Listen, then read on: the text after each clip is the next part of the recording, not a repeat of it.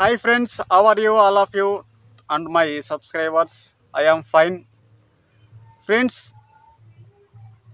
ఇది ఒక చిన్న వ్లాగ్ అనమాట. సో నా బైక్ గురించి కొన్ని విషయాలు నేను మీతో ఈ వ్లాగ్లో షేర్ చేసుకుంటాను. సో ఈ వ్లాగ్లో నా బైక్ గురించి, నా బైక్ యొక్క మెయింటెనెన్స్ అనేది నేను ఎలా చేస్తాను, అలాగే దీని యొక్క పూర్తి వివరాలు, నేను ఏ బండి వాడతాను అనేటటువంటి కొన్ని యూస్ఫుల్ పాయింట్స్ ఈ వ్లాగ్లో నేను చెప్పడం జరుగుతుంది. సో ఈ వ్లాగ్ని చివరి వరకు మీరు చూసినట్లయితే మీకు కొన్ని ఇంపార్టెంట్ పాయింట్స్ ఈ వ్లాగ్లో ఉపయోగపడతాయి. సో ఇంకా మనం లేట్ చేయకుండా టాపిక్లోకి అయితే వెళ్ళిపోదాం. ఫ్రెండ్స్, ఇక్కడ మీరు చూస్తున్నటువంటి ఈ బైకే నేను వాడేటటువంటి bike, Honda Shine bike. So దీనికి సీసీ వచ్చేసి 125 cc cubic capacity. So friends, ఇది నేను సెకండ్ హ్యాండ్లో కొనడం జరిగింది. సో ఈ బైకు మ్యానుఫ్యాక్చరింగ్ వచ్చేసి తయారు చేసింది 2014. సో ఇది అతను కొన్నటువంటి దీని ఫస్ట్ ఓనరు అమ్మేశాడనమాట. సో నేను సెకండ్ హ్యాండ్లో 2016లో ఈ బండి కొనడం జరిగింది. సో ఈ బైక్కి సంబంధించి నేను కొన్ని పార్ట్స్ అయితే మార్చుకోవడం జరిగింది. సో అవేంటంటే ఫ్రంట్ టైర్ మార్చాను, అలాగే బ్యాక్ టైర్ మార్చాను. సో నేను కొన్నప్పుడే దీనికి ఇంజిన్కి పెయింటింగ్ కూడా వేసి ఉన్నారు. అయితే సెకండ్ హ్యాండ్ బైక్ కదా, పెయింట్స్ అవి వేస్తారనమాట. ఒకవేళ పెయింట్ ఎగిరిపోయినట్లయితే అట్లా.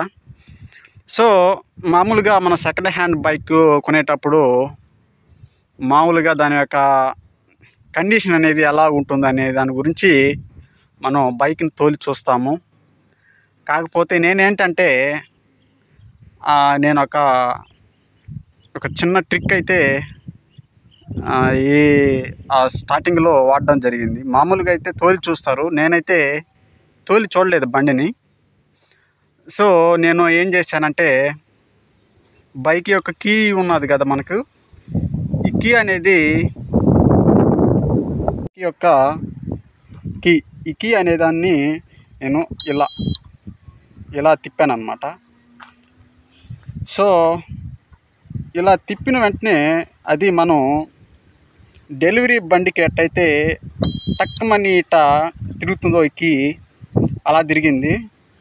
సో బండిని కూడా నేను సరిగ్గా దీని యొక్క కండిషన్ అనేది ఎలాగుంటుందో నేను అలా అయితే చెక్ చేయలేదు. సో ఈ కీని ఇలా తిప్పాను అనమాట. సో ఇలా తిప్పిన వెంటనే అది మనం డెలివరీ బండికి కీ ఎలా అయితే తిప్పితే ఎలా టక్కుమని తిరుగుతుందో అలా తిరిగిందనమాట.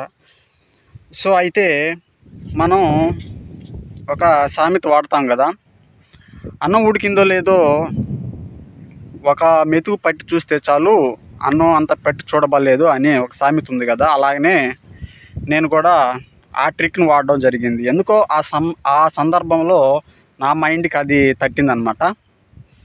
సో అయితే అక్కడికైతే నాకు నమ్మకం కుదిరింది, బండి కొనడం జరిగింది. సో అయితే మెయిన్గా ఇంజిన్కి సంబంధించి నేను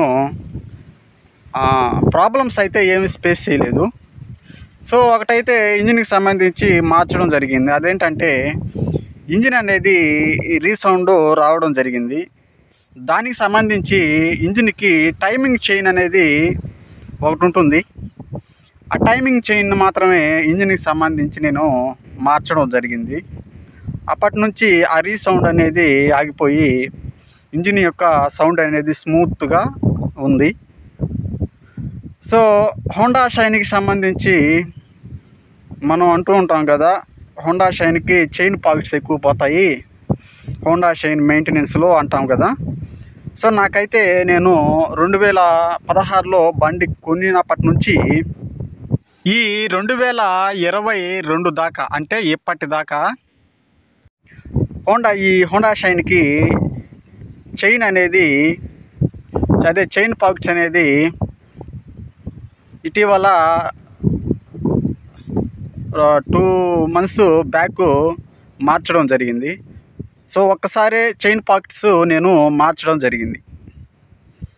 అంతేగాని తరచూ నాకు ప్రాబ్లం అనేది, చైన్ పాకెట్స్ ప్రాబ్లం అనేది రాలేదన్నమాట. ఈ బండి ముతుకూరు సైడ్ బండి అండి, ఉప్పు నీళ్ళలో తిరిగిన బండి. ఫస్ట్ దీని ఓనర్ ఎవరైతే ఉన్నారో అతను దీన్ని ఎందుకు అమ్మేశాడో నాకైతే తెలియదు, కానీ నా చేతిలోకి వచ్చిన తర్వాత ఈ బండి అనేది నాకు చాలా బాగా కలిసి వచ్చింది. ఒకవేళ కలిసి రానట్లయితే ఇది నన్ను బాగా తినేయాలి, అటువంటిది ఏమీ లేదు. ఇంజిన్కి సంబంధించి ఎటువంటి ప్రాబ్లం అనేది ఇప్పటి వరకు మనం స్పేస్ చేయలేదన్నమాట ఈ బండికి సంబంధించి.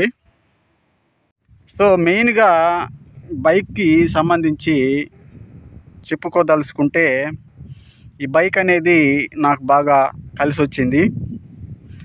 సో ఏదైనా కూడా, ఒక వస్తువు కానీ, ఒక వ్యాపారం కానీ, ఏదైనా కూడా ఫస్ట్ మనకి కలిసి వస్తే మనకు లైఫ్ ఇస్తుంది. అలాగే కలిసి రానట్లయితే బండి అయితే, అది కారు అయినా ఏదైనా కూడా తినేస్తుంది అన్నమాట. ఇది మనకు అందరికీ తెలిసిన విషయమే. సో ఇక మెయింటెనెన్స్ విషయానికి వస్తే, నేను ఈ బండికి 3 నెలలకోసారి ఇంజిన్ ఆయిల్ అనేది కరెక్ట్ టయానికి మార్చడం జరుగుతుంది. మనకి మైలేజ్ అనేది మనకి బాగా రావాలంటే మెయిన్గా ఇంజిన్ ఆయిల్ అనేది 3 నెలలకి 2 నెలలకి మార్చినా పర్వాలేదు, మైలేజ్ అనేది బాగా వస్తుంది. ఈ యొక్క పాయింట్ మనం గుర్తుపెట్టుకోవాలి.